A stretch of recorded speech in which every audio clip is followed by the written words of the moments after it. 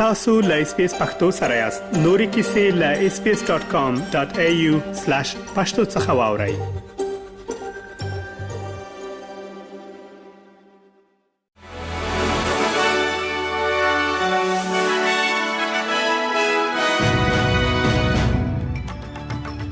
سلامونه ستړي مشه نن چهارشنبه د 2018 کال د جولای د میاشتې 9 نیټه ده چې د زمری د میاشتې لومې نیټې سره برابرېږي او تاسو له اس پی اس پښتو څخه د نن ورځې لاند خبرونه اورئ. د امریکا مرکزی قومندانۍ ویلي چې د ایران له لوري د بالستیک توغندیو هغه برید یې شنډ کړی چې په منځني ختیځ کې د امریکایي ځواکونو پر ضد تر سره شوی و.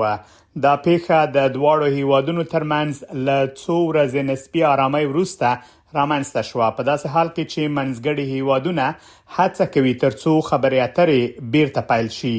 امریکایي پوځ ویلي چې امریکایي او سعودي ځواکونو په عراق کې پر هغو ځایونو بریدونه کړي چې د ایران له ملاتړ څخه برخمنو وسلوالو ډلو ترې کار اخیسته. دا بریدونه د تیرو 3 ورځو په ترڅ کې د ډرونونو د پرله پسې بریدونو په خبرګون کې تر سره شوې دي. ایران ویلي چې په اردن کې د امریکا پر هوایي اډې او د امریکا په مرکزی قومندانۍ د بالستیک توغندیو برید کړای دی. بن کارول د وکټوريا د 50م لومړي وزیر په توګه لوړه وکړه. نوموړی د جسنتا آلن له استعفا وروسته د وکټوريا د نوي لومړي وزیر په توګه وټاکل شو.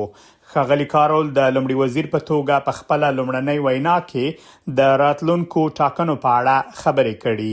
دغه یو 50 کلن سیاستوال لا وړاندې د پام وړ اصلاحاتو ژمنه کړې ده، خو دا پوښتنه لا هم پر ځای ده چې د نومبر په میاشت کې دغه ایالت تر ټاکنو پورې په دومره لږ وخت کې به دا اصلاحات څنګه عملي کیږي. له پاکستان څخه د افغان کډوالو د ویستلو لړۍ له چټکېدو سره په دغه هیواد کې د افغان محصلینو ستونزې هم زیاتې شوې دي. افغان محصلین د ویزو د نه تمدیدېدو، قانوني اسنادو او د زده کړو د دوام په برخه کې له ننګونو سره مخ دي. په اسلام آباد کې د افغان محصلینو د یوې ټولنې مشر فضل الرحمن افغان وایي چې یو شمېر زکړیالان له پوهنتونونو نیول شوي او بیرته افغانستان ته استول شوي چې له امله یې د هغوی تحصیلي بهیر له خنډونو سره مخ شوی دی.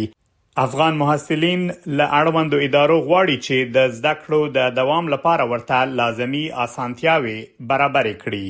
جرمني د طالبانو له بیا واکمنېدو وروسته د لومړي ځل لپاره یو افغان چې جرمي سابقه نه لري له هیواده شړلی دی.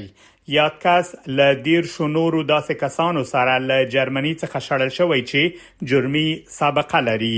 په 2024 کال کې افغانستان ته د شړلو د بهیر له بیا پیل کېدو وروسته جرمني تر 200 ډیر کسان بیرته افغانستان ته شړلې دي.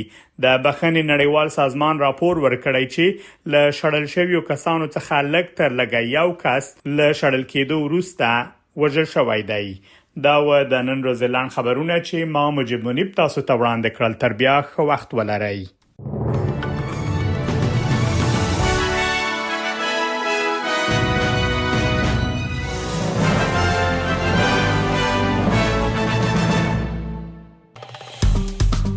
که غواړئ دغه سنوري کیسې هم اورئ نو د اپل پودکاسټ، ګوګل پودکاسټ یا هم د خپل خوښې پر پودکاسټ یې واورئ.